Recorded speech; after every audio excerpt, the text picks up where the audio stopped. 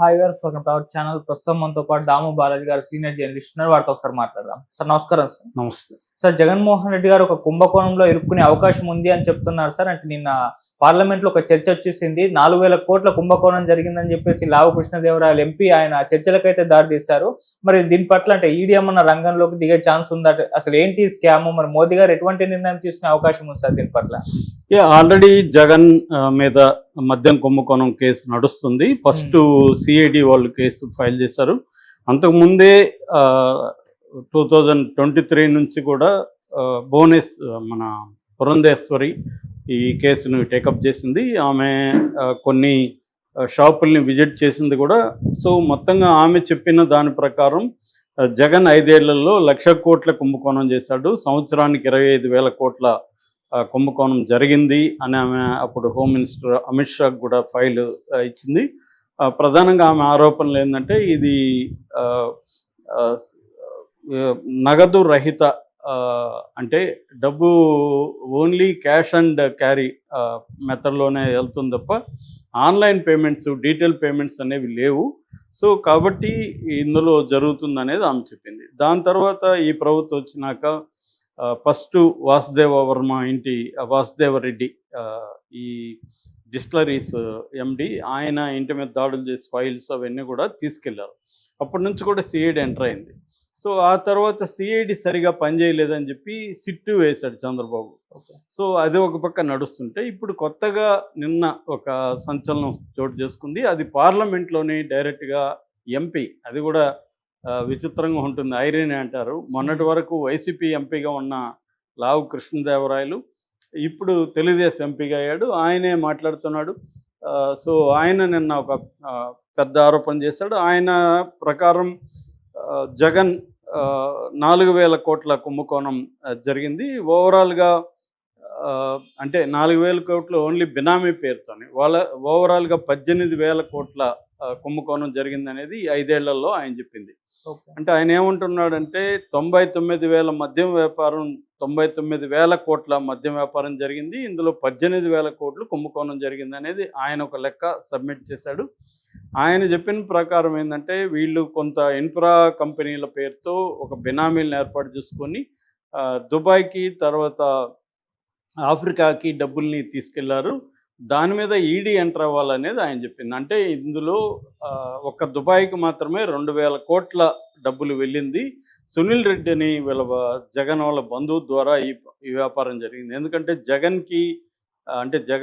జగన్ బినామీలు కావచ్చు, జగన్ బంధువులు ఆఫ్రికాలో చాలా చోట్ల వ్యాపారం చేస్తున్నారు. మామూలుగా మనకి ఆఫ్రికన్ లిక్కర్ వ్యాపారం చూసుకుంటే ఇండియన్స్ ఆఫ్రికాలో లిక్కర్ వ్యాపారం ప్రధానంగా రాయలసీమ రెడ్లే ఎక్కువ చేస్తుంటారు. ఇది సిసి రెడ్డి స్టార్ట్ చేశాడని చెప్తారు.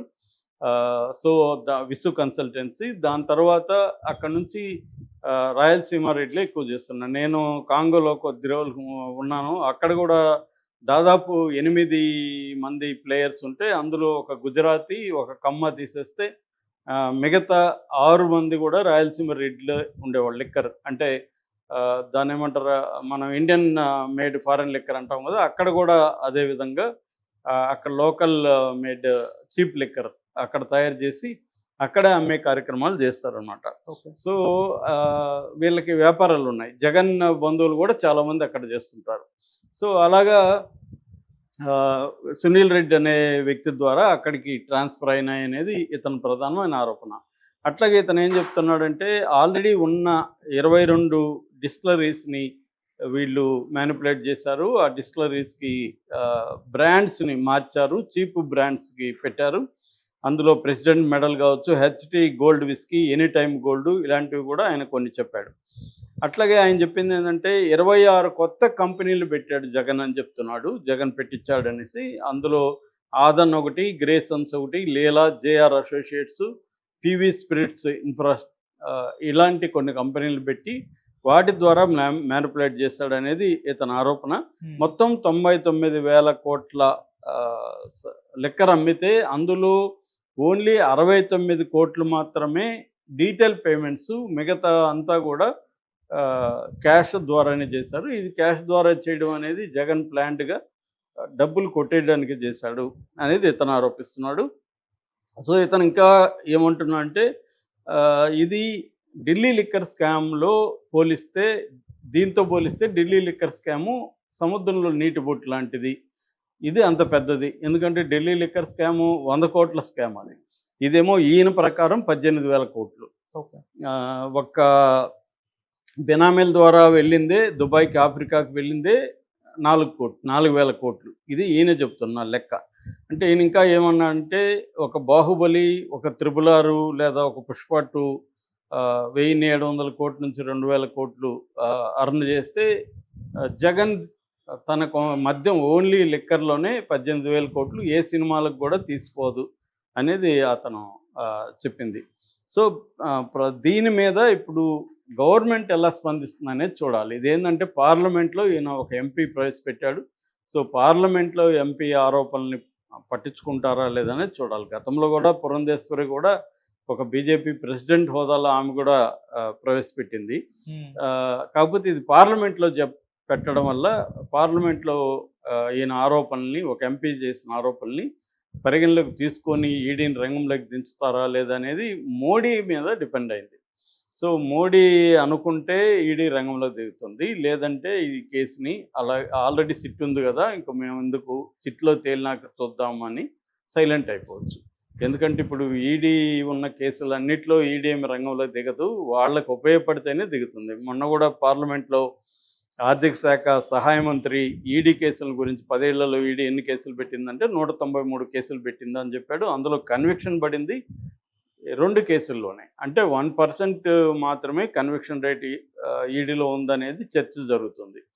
సో, ఎందుకు ఇలా జరుగుతుందంటే తమ ప్రతిపక్షాలని, తమకు ఇబ్బందిగా ఉండే పొలిటికల్ పార్టీలని ఈ పిఎంఎల్ఏ చట్టం, prevention of money laundering act కింద వాళ్ళని హరాస్ చేయడానికి మాత్రమే ఈడీని ప్రయోగిస్తున్నారు. సో, ఇప్పుడు జగన్ని జైలుకి పంపిద్దాం, జగన్ని వేధిద్దాం అని మోడీ అనుకుంటే మాత్రమే ఈడీ రంగంలో ఈయన లావు కృష్ణదేవరాయలు చెప్పినా, ఇంకొక ఆయన చెప్పినా ఏమి జరగదు. ప్రజెంట్ ట్రెండ్ చూస్తే మోడీ జగన్కి అండగానే ఉన్నాడు. జగన్ కూడా మోడీకి ఎక్కడ వ్యతిరేకంగా లేడు. మొన్న కూడా మనం చెప్పుకున్నాం, డీలిమిటేషన్ మీటింగ్ కూడా జగన్ వెళ్ళలేదు. సో, ఆ రకంగా తీసుకున్నప్పుడు నేను అనుకోవడం ఇమీడియట్గా అయితే ఈడీ రంగంలో ఎదిగి జగన్ని అరెస్ట్ చేయడం ఇంకోటి చేయదు. ఉన్న కేసులే ముందుకెళ్ళట్లేదు జగన్ది. మనం చూస్తున్నాం కదా, 12 ఏళ్ళుగా జగన్ బెయిల్ మీద ఉండడం అనేది దేశంలోనే విచిత్రమైన వ్యవహారం. అది ముందుకు వెళ్ళదు, వెనక్కి వెళ్ళదు ఆ కేసు. దాని మీద ఆల్రెడీ హైకోర్టు కూడా సిబిఐ కోర్టుకి దీన్ని రోజువారీ విచారణ జరిపించమని చెప్పింది. కాబట్టి ఇది అంత జరుగుతుందా లేదో తెలియదు. ఆల్రెడీ ఇక్కడ సిఐడి, ఈ సిట్టు ఇప్పటివరకు ఏం తెలిసిందో కూడా తెలియదు. అంటే జగన్ది అలా అంటే అసలే కేసులు పెట్టకపోతే బాగుండదు, మనం ఆరోపణలు చేయకపోతే బాగుండదు అన్నట్టుగా చేస్తున్నారా, లేకపోతే నిజంగానే మోడీ గ్రీన్ సిగ్నల్ చంద్రబాబు ప్రభుత్వానికి ఇచ్చాడా అనేది మనం ఆలోచిస్తే, మనం జాగ్రత్తగా పరిశీలిస్తే మోడీ గ్రీన్ సిగ్నల్ ఇప్పటివరకు జగన్ మీద ఇచ్చినట్టుగా కనబడదు.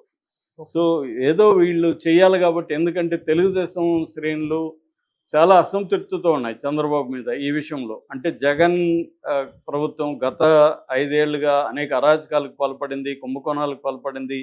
మనం వచ్చి ఇప్పుడు 10 మంత్స్ అవుతా ఉన్నా కూడా ఇంకా సీరియస్గా మనం ఏం చేయలేదు. ఏదో పోసాని కృష్ణమురళి లేకపోతే వంశీ ఇలాంటి వాళ్ళని అరెస్ట్ చేసి ఆనందిస్తున్నాం తప్ప జగన్ ఎందుకు ఇప్పటివరకు తాకట్లేదు.